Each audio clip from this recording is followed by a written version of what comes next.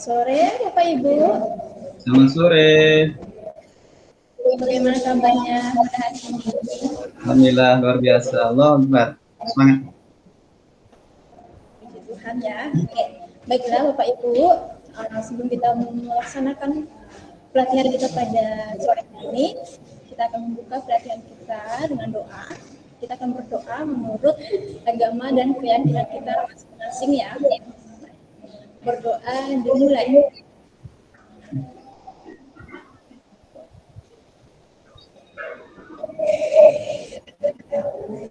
Selesai?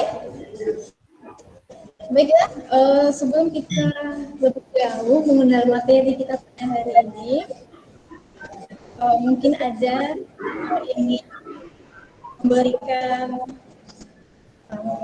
menceritakan suasana hati Bapak Ibu. Ada? Mungkin lagi senang. Nggak ada ya? Oke.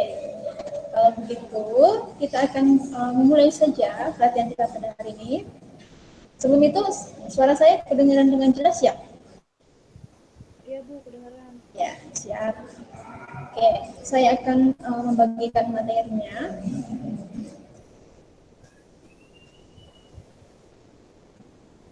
Oke. Apakah sudah ada di tampilan layar Bapak Ibu? Sudah tampil atau belum?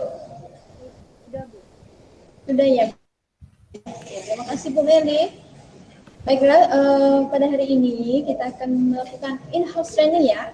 Nah, jadi apa sih yang menjadi tujuan dari kegiatan kita pada hari ini? Nah, tujuannya itu adalah harapkan Bapak Ibu nanti ya dapat memahami konsep dari capaian pembelajaran. Ini tujuannya. Kemudian setelah mempelajari capaian pembelajaran, outputnya apa? Outputnya yang saya harapkan itu ada 3. Yang pertama itu peserta memperoleh informasi terkait capaian pembelajaran ya. Kemudian yang kedua, peserta memahami terkait capaian pembelajaran itu sendiri. Yang ketiga, peserta dapat membagikan ilmu yang diperolehnya terkait capaian pembelajaran. Nah, ini poin ketiga ini adalah poin yang paling penting ya. Jadi nanti Bapak Ibu setelah mengikuti pembelajaran ini diharapkan Bapak Ibu bisa memberikan apa yang Bapak Ibu dapat, apa yang Bapak Ibu peroleh dari pelatihan kita pada hari ini. Oke, kita lanjut. Nah, sebelum kita masuk ke materi kita secara mendalam, saya ingin bertanya terlebih dahulu, atau Bapak Ibu nanti boleh isi ya. Bapak Ibu boleh isi pertanyaan ini dan kemudian setelah itu dikirimkan kepada saya melalui ya Bapak Ibu ya. Silakan untuk dicatat atau di screenshot ya. Sudah dicatat? Sudah ya? Oke. Kalau begitu, kita akan langsung masuk ke eksplorasi konsep, yaitu tentang capaian pembelajaran. Nah, apa sih itu capaian pembelajaran? Sebelumnya Bapak Ibu pernah dengar nggak capaian pembelajaran? Bapak Ibu kan semuanya yang pendidik ya. Nah, pasti Bapak Ibu melakukan kegiatan pembelajaran. Kira-kira menurut Bapak Ibu apa sih itu capaian pembelajaran? Ada yang bisa? Kalau menurut saya sih Bu ya, capaian pembelajaran itu merupakan serangkaian tujuan yang telah direncanakan dan diharapkan agar dicapai dengan baik. Ya, serangkaian tujuan ya yang diharapkan peserta didik nanti bisa mencapai tujuan itu. Oke, terima kasih Bu Meli. Oke, Pak Turseno bisa menjawab? Pak Tur? Sama ya Pak Tur jawabannya dengan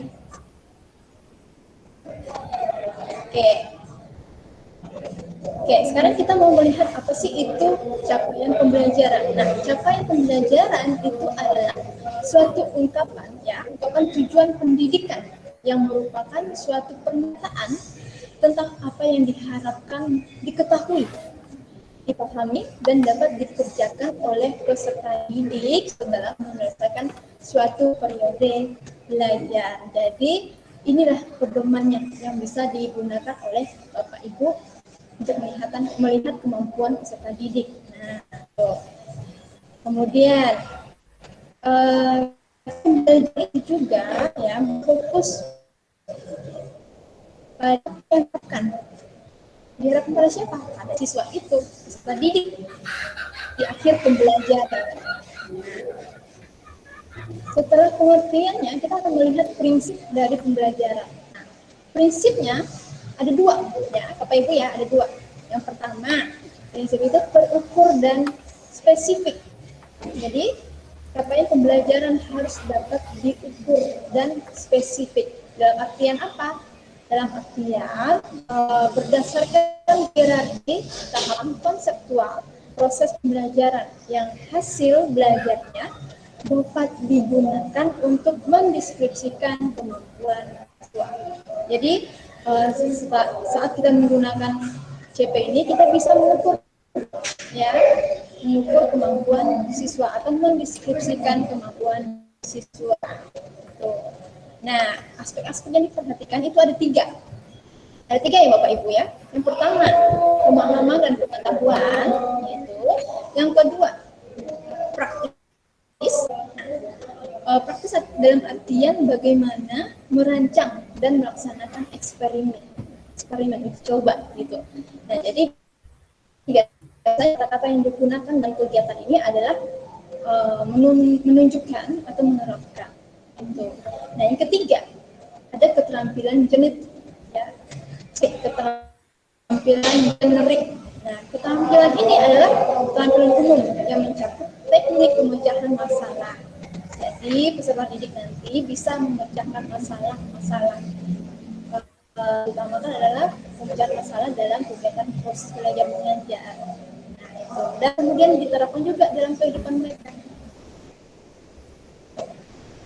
Nah, oke, sebelum saya lanjut, ada yang ingin bertanya? Sejauh ini ada yang ingin bertanya?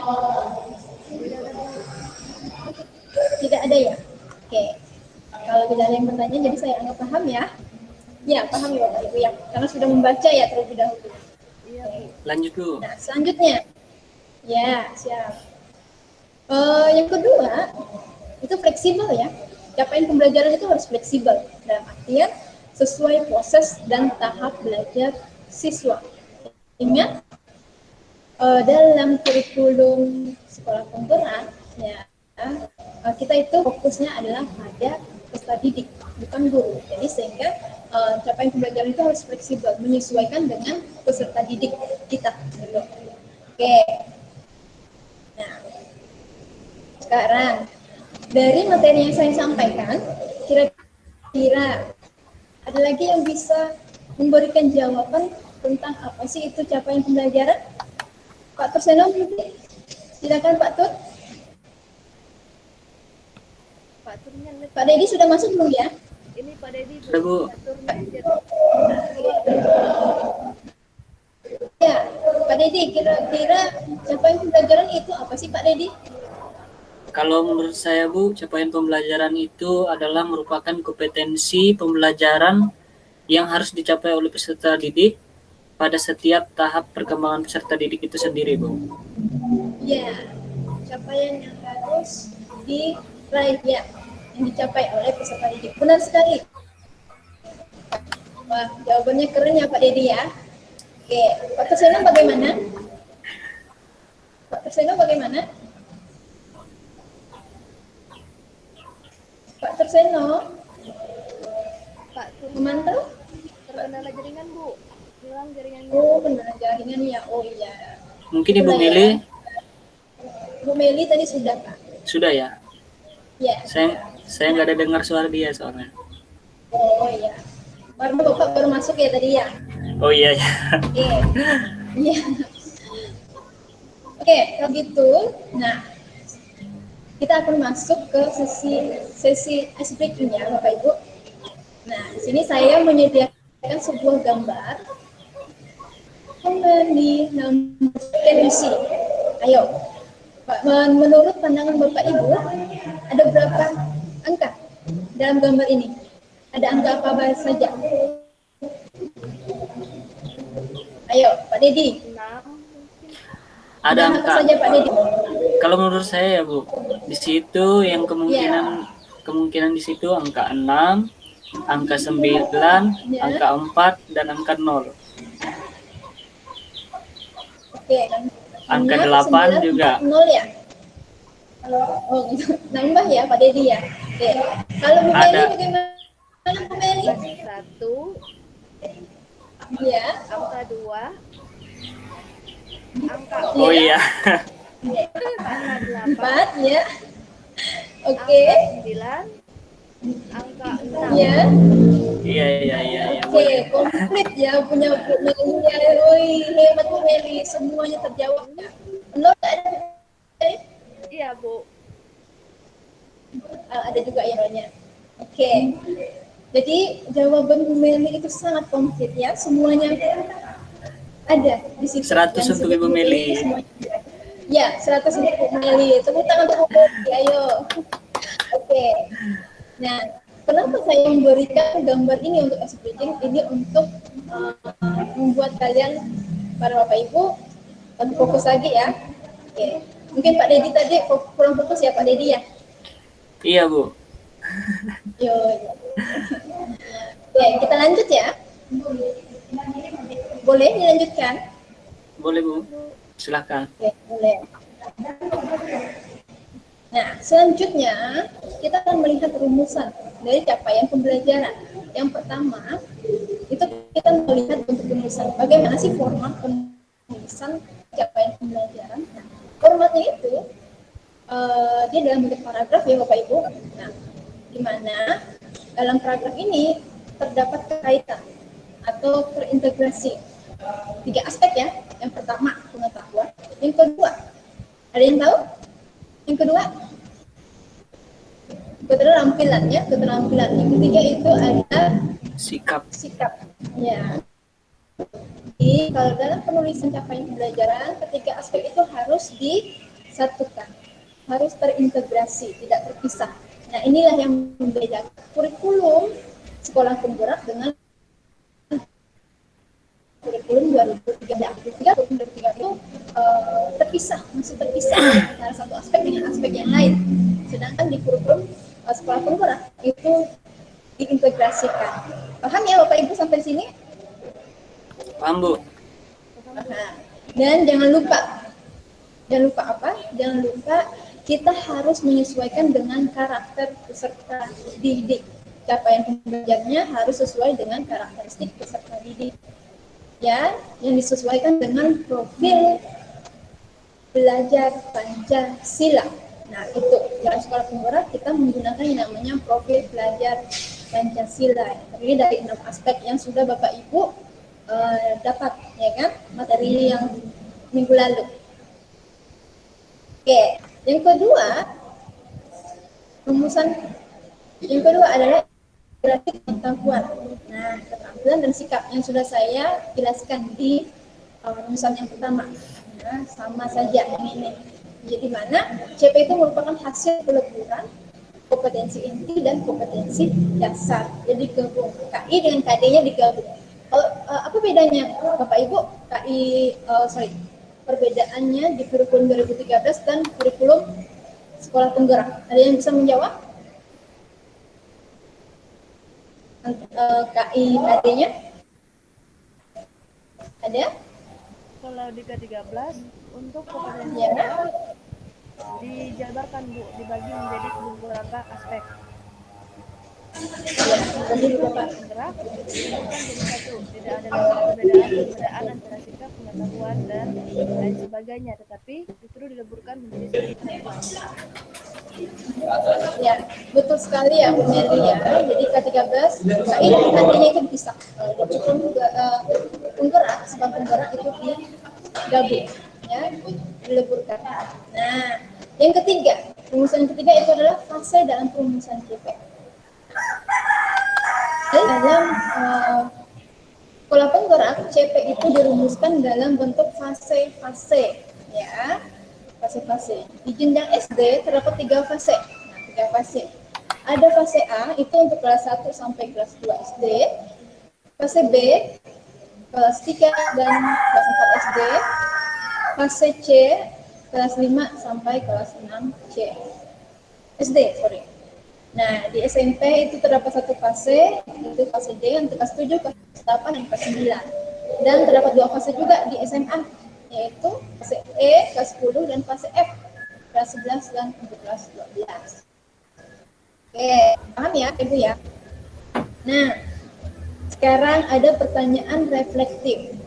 Yang harus Bapak Ibu jawab setelah mengikuti pembelajaran atau mengikuti praktek ini. Mengapa capaian pembelajaran dirumuskan ke fase? Ini tidak harus Bapak Ibu jawab sekarang, ya, bisa nanti Bapak Ibu jawab di LMS masing-masing ya, sana bisa. Dan bisa juga melalui WhatsApp saya. Oke. Atau ada yang ingin menjawab pertanyaan ini? Ada?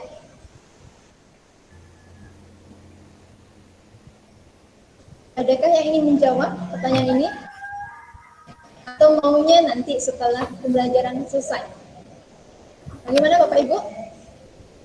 Nanti aja ya? kayaknya, Bu. Oke, siap. Saya tunggu ya jawabannya. Oke. Nah, karena sejauh ini kita sudah bahas materi, mungkin ada yang ingin Bapak Ibu tanyakan terkait pembelajaran pada hari ini? Ya? Apakah sudah paham semua tentang capaian pembelajaran itu sendiri? Ada yang ingin tanyakan? Tidak ada, Bu. Tidak ada ya? Pak Dedi bagaimana? Tidak ada? Cukup, Bu. Cukup, oke. Berarti sudah paham ya tentang capaian pembelajaran? Iya, Bu. Oke. Nah, kalau begitu,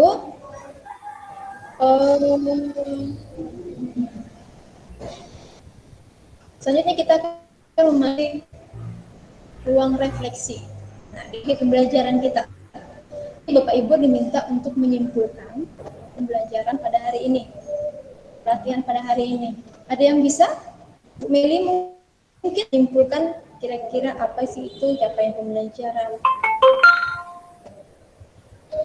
Kalau menurut Bagaimana Bu Meli? saya, capaian Ya. pembelajaran itu merupakan serangkaian tujuan dari tujuan pembelajaran yang ingin dicapai. Nah, serangkaian tujuan pembelajaran yang ingin dicapai. Oleh siapa? Oleh peserta didik. Oke. Ya, luar biasa sekali ya Bapak Ibu semuanya, semangat untuk mengikuti pelatihan kita pada hari ini. Oke, nah diharapkan ke depan Bapak Ibu bisa membagikan hasil yang Bapak Ibu dapatkan pada hari ini. Oke, kalau begitu mungkin ada yang ingin lagi bertanya? Kalau tidak ada, mungkin Bapak Ibu nanti di luar pelajaran, di luar pelatihan ini bisa bertanya secara personal, bisa. Saya akan melayani 24 jam ya. Oke, saya akan melayani Bapak Ibu jam. Jadi kalau Bapak Ibu ada yang ingin tanyakan terkait materi pada hari ini, silakan untuk bertanya secara langsung pada saya melalui WhatsApp. Oke, kalau begitu kita akan mengakhiri pelatihan pada hari ini. Mohon maaf apabila ada kesalahan perkataan yang saya ucapkan, ya Bapak Ibu, yang mungkin menyakiti perasaan hati Bapak Ibu semuanya. Oke, saya minta maaf. Itu kita akan menutupi sesi pelatihan kita ini dengan berdoa menurut agama dan kepercayaan kita masing-masing. Berdoa